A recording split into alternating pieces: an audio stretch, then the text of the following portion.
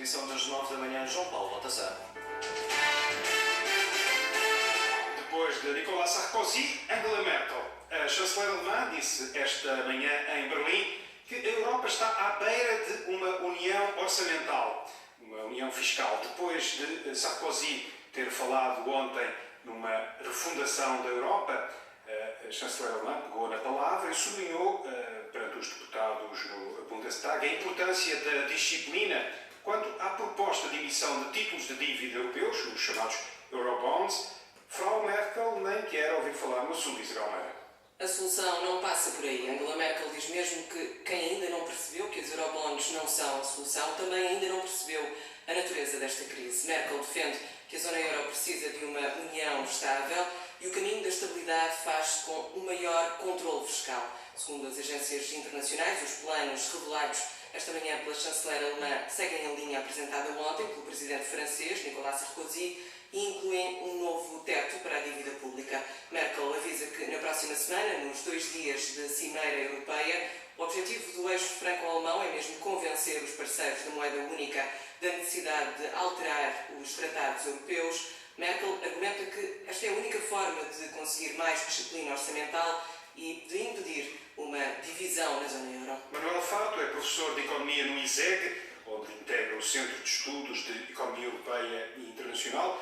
Ontem à tarde já nos ajudou a perceber o essencial do discurso do presidente francês, que anunciou essa cimeira, mais uma, a 2, com Merkel para segunda-feira.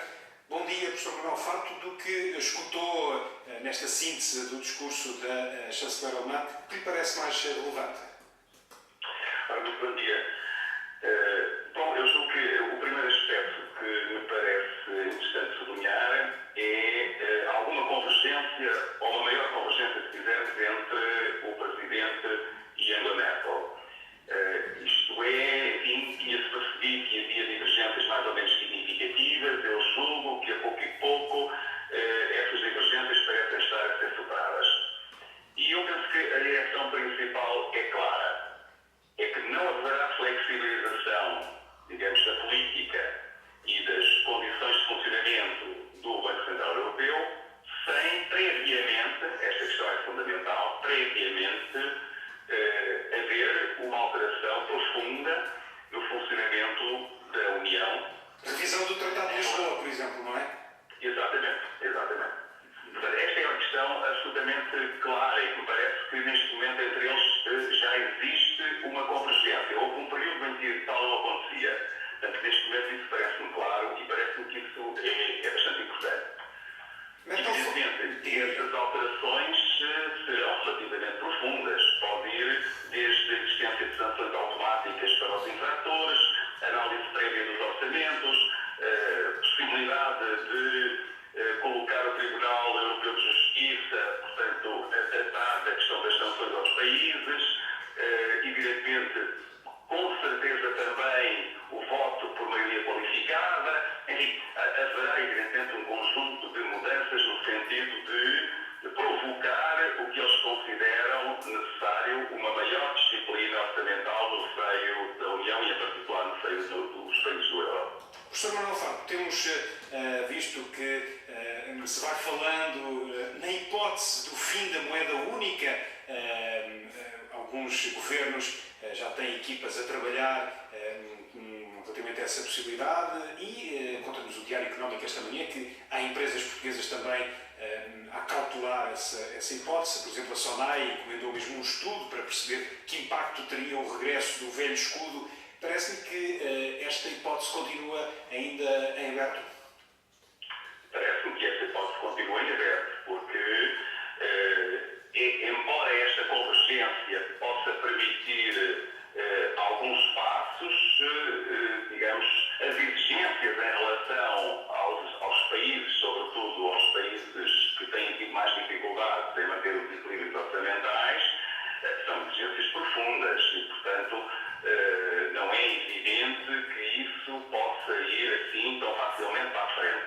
Em qualquer caso, a maior parte destes países não tem grandes condições de se opor. E, portanto, é provável que a União avance neste sentido e, portanto, em consequência, não se colocaria o problema do desaparecimento do euro.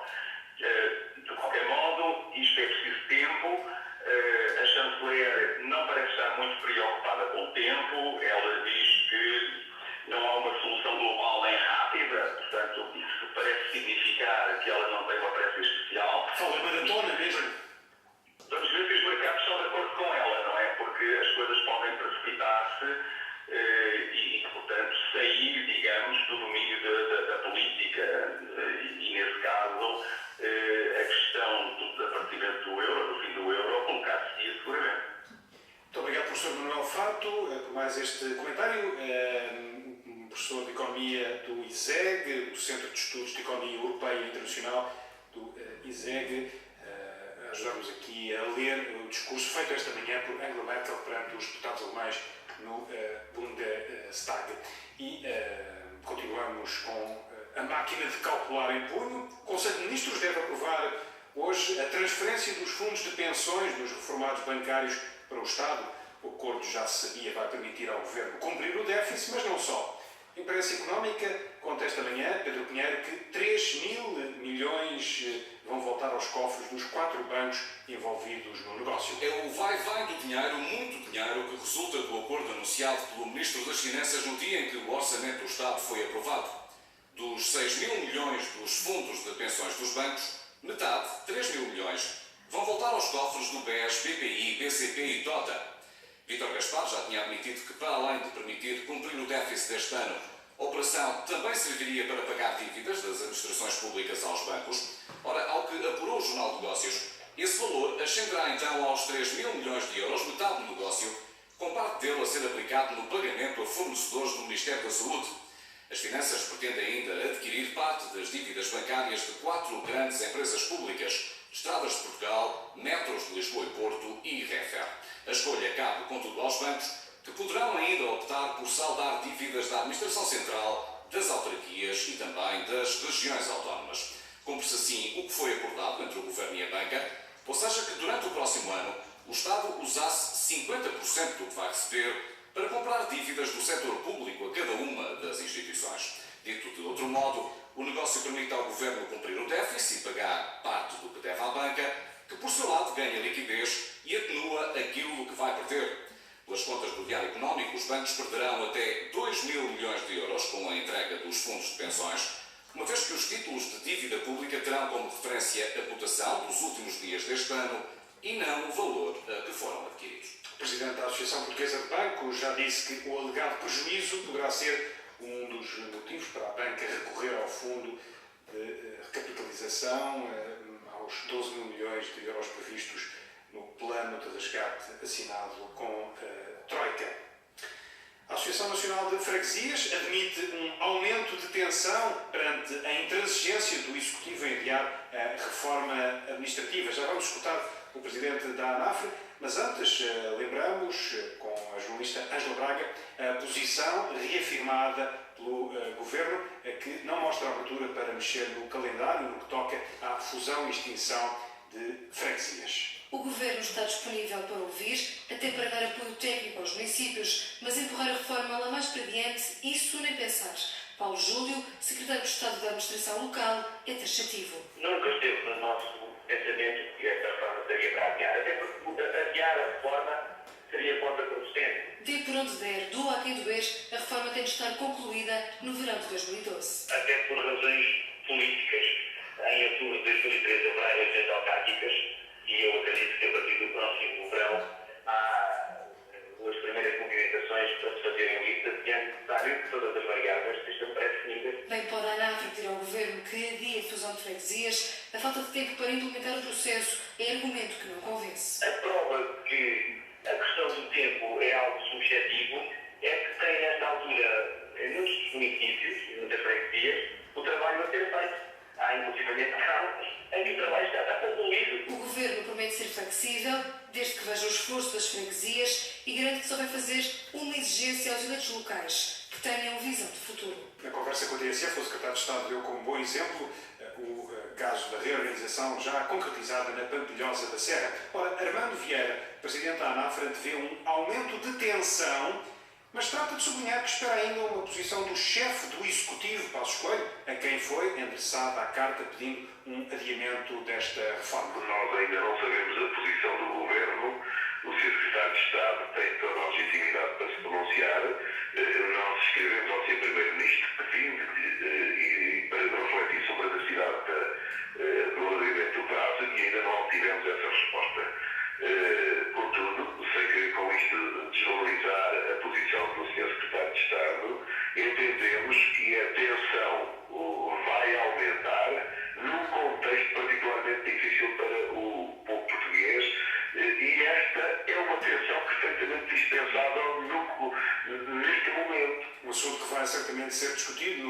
congresso da ANAF, que começa hoje em Portimão, no Algarve.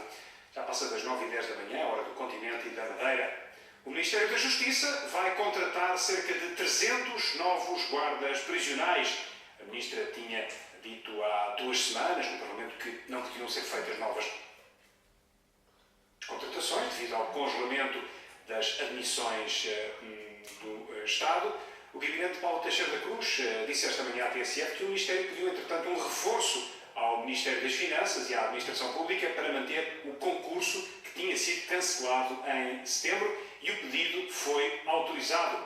Esta manhã, a Rádio Renascença adiantava que o Centro de Estudos e Formação Penitenciária já tinha recebido um pedido de orçamento para fardamento e outros equipamentos e para a contratação de formadores de novos guardas. Ministério da Justiça e Sindicato dos Guardas Prisionais vão reunir-se esta tarde.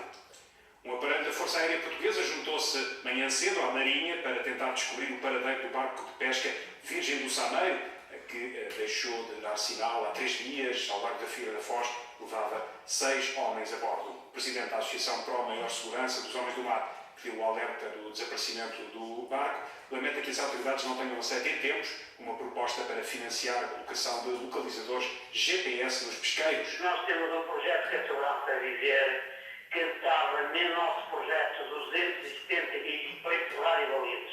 Os técnicos da Direção-Geral das Pescas acharam que não devia estar a tirar fora. Se este navio estivesse equipado com isso, era mais fácil. Sabia-se na hora. Sabia-se onde ele estava, não estavam as famílias todas preocupadas, e sabia-se na hora o que é que aconteceu. Porque nós temos esperanças que não aconteceu nada. Mas sabia-se, não estávamos com essa angústia toda. Não estava agora a Marinha a gastar milhões de dinheiro à procura, porque sabia onde estava. O lamento do Presidente da Associação Pro Maior Segurança dos Homens do Mar. Na jornada informativa, um assunto que vamos acompanhar com atenção, o sorteio dos grupos do Europeu de Futebol, que vai realizar-se em junho do próximo ano, entre a Ucrânia e a Polónia. Para além de determinar os adversários de Portugal, o sorteio vai permitir saber em que país é que a seleção vai instalar o quartel-general na fase inicial. O repórter enviado especial da TSF, Walter Madureira, tratou de perceber expectativas dos portugueses que residem em ambos os países. A comunidade portuguesa aqui na Ucrânia é pequena. Na embaixada estão apenas registadas 20 pessoas. Mas o embaixador Mário Jesus dos Santos revela a vontade que têm todos para que Portugal aqui fique até à final de 1 de julho. E esse foi o desejo. Além disso, depois tenho um desejo maior é que Portugal estivesse na final. Aqui em Kiev. Isso seria, de facto, o maior desejo que nós aqui na embaixada pretendemos. Vamos ver. Ao lado, na Polónia, a comunidade é maior. Tem cerca de 400 portugueses. E o embaixador José Sequeira Nunes é um que também está a torcer para que Portugal, afinal, fique na Polónia. O meu desejo era que, pelo menos nesta primeira fase, nos saíssem algumas equipas mais fáceis para que nós continuássemos aqui o mais tempo possível. E com um grupo sediado na Polónia, esse é o seu desejo? Sim, aliás, tanto quanto eu sei, pelo menos nesta fase inicial, a equipa portuguesa vai ficar aqui na Polónia. Se os polacos são mais adiantados nas infraestruturas, aqui a Ucrânia tem sido um país transformado nos últimos tempos num autêntico estaleiro.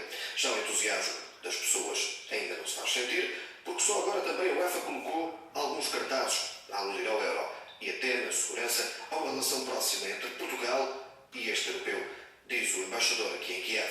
Compartilhando com eles algumas das nossas experiências, nomeadamente na área da segurança, tem sido feito através de contactos com os responsáveis da segurança, com as nossas instituições que foram também responsáveis pela segurança, não só do nosso euro, mas também em todas as outras grandes manifestações. Isso tem havido um acompanhamento estreito e tem havido a deslocação dos responsáveis ucranianos em Portugal. Até ao início do euro, a 8 de junho, os embaixadores lusos vão ajudar a UEFA e a organização local. Depois centram as atenções nos portugueses que aqui vêm. E desde já o alerta: para entrar na Polónia basta o bilhete de identidade ou o cartão do cidadão.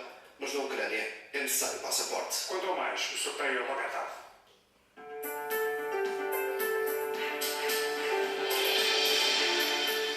Da manhã, 16 minutos, retomamos um destaque desta edição às 9, João Paulo Alvazar. O discurso de Angela Merkel perante o Parlamento alemão chanceler disse que a Europa está à beira da união orçamental, confirmou a exigência do maior rigor e rejeitou, de uma vez por todas, os eurobonds, os títulos de dívida da zona euro. Estas e outras notícias em tsf.pt.